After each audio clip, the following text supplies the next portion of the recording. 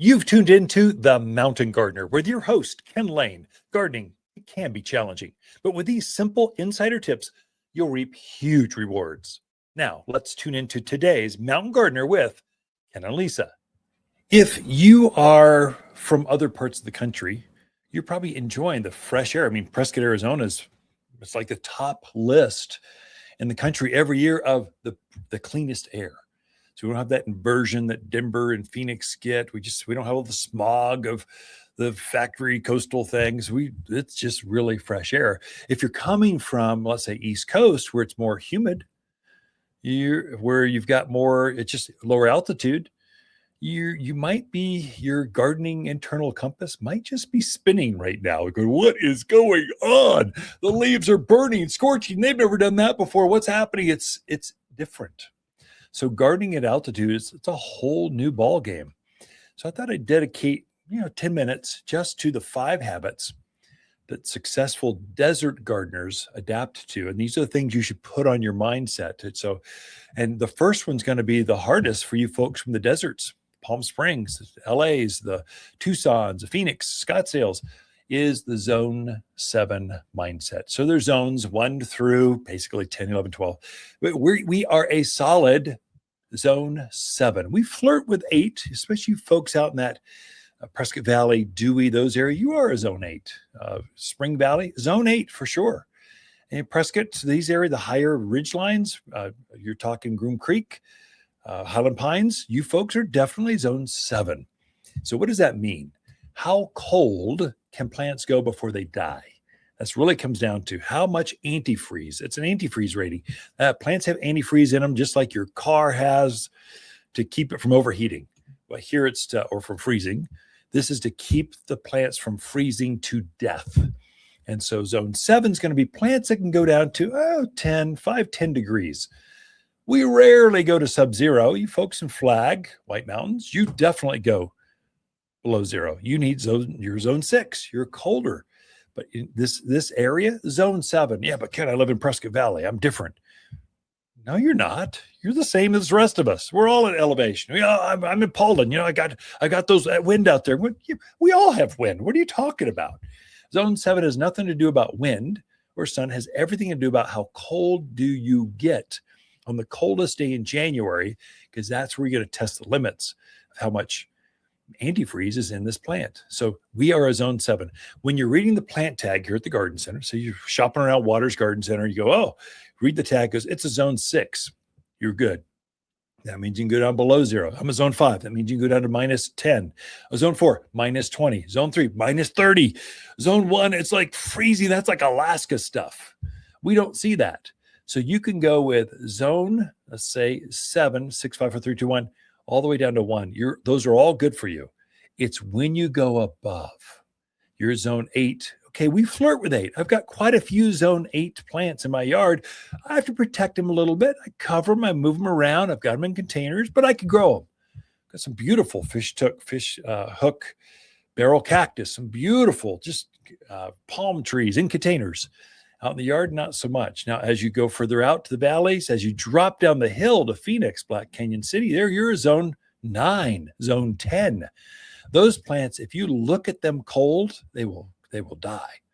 So a Phoenix plant will not grow up here at this elevation. It's just not going to, it'll grow fine in the summer, loves the sun, but as soon as it gets cold, checks out. So that's one, zone 7 mindset.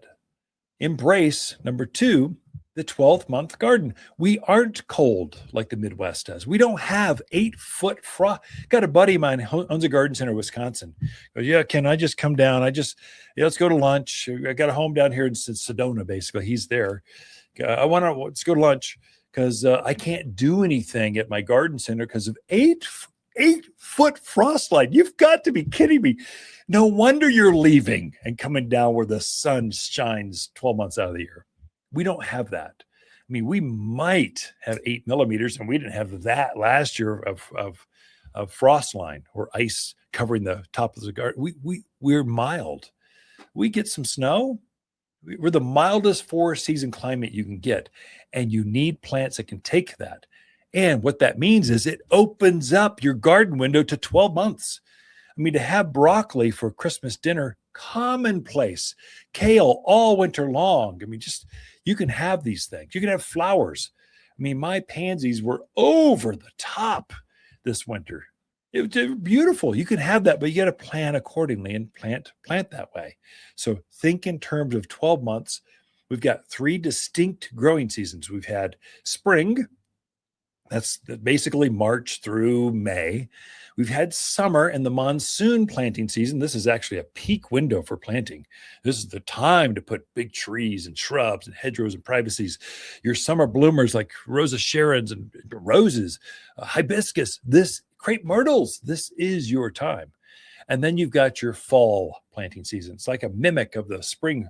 It's just a long from September through really the first part of December, this long planting season. And that's when you're taking out your tomatoes that frosted on you. You're putting in your broccoli, cauliflower, lettuce, spinach, all these leafy kind of things. They thrive in that. So 12-month growing season. Then you have to respect the triple threat. This is where it gets weird. So our sun is more intense. Our wind is more intense and our air is more intense. It's fresher.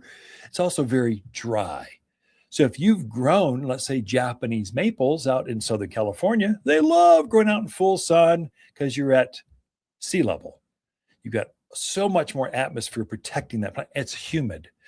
And so up here with the wind, the sun, the dry, they wither and they'll live. The tag says grows in full sun. Oh, but they really, really struggle. If you put them in more of the shade, they thrive. They're definitely a zone 6 plant. They're going to take the cold. It's not the cold. It's the sun and the wind and the air that gets them. So your geraniums you grew out in full sun in the Midwest, here I find they do better with a little bit of protection. They'll keep that flower on there much longer if you put them on an east side. So things will change a little bit. That's where we're really planting plants that have thicker, leathery, tougher, more wax-covered foliage. So you might grow a maple in other parts of the country, the East Coast. Here we're growing Blaze or Prescott Blaze maple. It takes our wind without tearing up the leaves, takes our dry without dropping more leaves. Yet you still get that beautiful, fast-growing fall color. And so we're changing up the varieties. You can still grow maples, but which variety of maple do you grow? There's some that are better than others, and it might be just because you grew it in Kansas City, Toto, doesn't mean it's going to thrive here, even though we're the same growing zone, but it's the wind and the sun and the air is what changes that. And then your soil. Your soil's terrible. You don't have any soil. I mean, the buddy of mine that had 8-foot frost lines, he's also got 8 foot of topsoil. I'm jealous. I don't have any. I had to recreate all of my topsoil. And you probably do too. When they built your house, they probably took a grater and just graded off anything that was worthwhile. That in the top layer of the soil, they scraped it off to put your footers and your driveway and your house in. And so you're going to have to recreate that soil in your yard. And that and your water. Oh, it's so hard. I mean, it gets alkaline like crazy.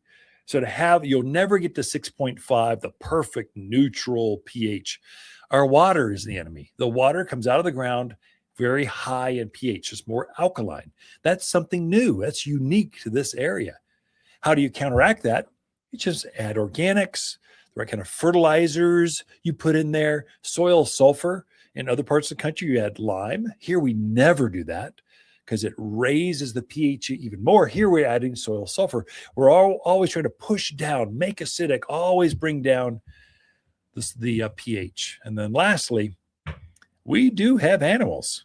I mean, javelina, you haven't seen one of those since you've been here. So you need certain plants that aren't naturally, unless you protect them by fencing or some other way, you need to protect your plants from these wild creatures. Deer. We don't just have white-tailed deer. We have mule deer. They're like huge. They're like deer on steroids. These deer I see run down on the highways in Texas. They're cute little things. I mean, they're like midgets. Here, they're gigantic. you need to plant plants accordingly. And those are the 5 kind of things, the 5 habits you need to look for: the zone 7 mindset, the 12-month gardens, the triple threat of sun, wind, and air, your soil, you don't have any, you need to create it, and working with the neighbors, not against them. Water's garden companion plants for August are radio red salvias, butterfly bush, and trumpeting vine. Large clusters of red and orange flowers create a dramatic show all season long with Water's trumpet vine. This vigorous vine thrives in heat and blooms profusely with neglect. Quickly covers large areas as a ground cover, spilling over retaining walls, screening a fence, or cloaking arbors. Guaranteed to attract more hummingbirds, and only found at Water's Garden Center, 1815 Iron Springs Road in Prescott. For a more fruitful garden, increased success in the landscape that just feels better, then tune in daily to the Mountain Gardener podcast. Subscribe through your favorite podcast streamer or visit watersgardencenter.com. Better yet, visit me directly right here at Water's Garden Center. Thanks for tuning in.